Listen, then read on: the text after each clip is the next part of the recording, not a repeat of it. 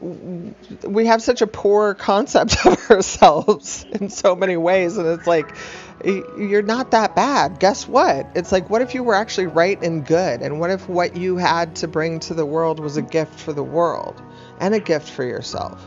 Like, most of us never give ourselves the time to do that, or the space, or say it's okay.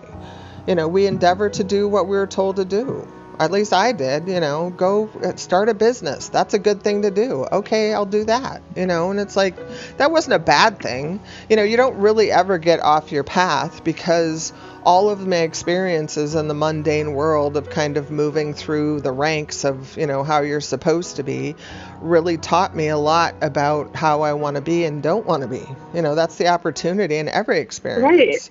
Does this work for me or not? And if it doesn't, what is it telling me? And I think we've been taught so much to think something that doesn't work out is a bad thing. And it's like, but it's not. It's telling you lots of information. The contrast,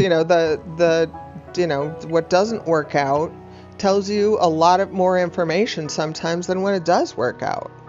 It's like, okay, what is this telling me? This doesn't align with me. This is not what I want. This isn't, there must, and when something doesn't work out, like when you don't get the job you think you wanted or whatever, it's like, there's always another opportunity. And that's the thing, is to move swiftly from, okay, that's not it, to there's another opportunity coming. Because otherwise we get like, then we make up stories. Oh, I didn't get the job, and I'm bad and wrong, and I don't have the skills, and I'll never get a job, and I feel terrible, and I'm just going to stay here. It's like, what?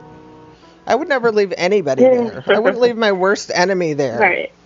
Well, they're saying that's not true. Because full disclosure here, because what they're showing me is I let people work through their stuff all the time. That's part of this. Like, I can't go. You can't do the stuff for someone else. You just can't. Right. Exactly. It's like, we can be the demonstrations for it. We can, talk about it. We can, point the way. But it's like, everybody's got to make their own choices and have their own experiences. As well, they should. This is the adventure we've come in for, is to have an earthly experience in a new way. And we're all every single one of us having our own individual, what is that book you say? Choose your own adventure book, right? It's like, we're doing that. Now, most of us, half of our lives is kind of given to us, but then even in that, we know what aligns with us and what doesn't. We just don't adhere to it when we're young. You know what you don't agree with your parents about.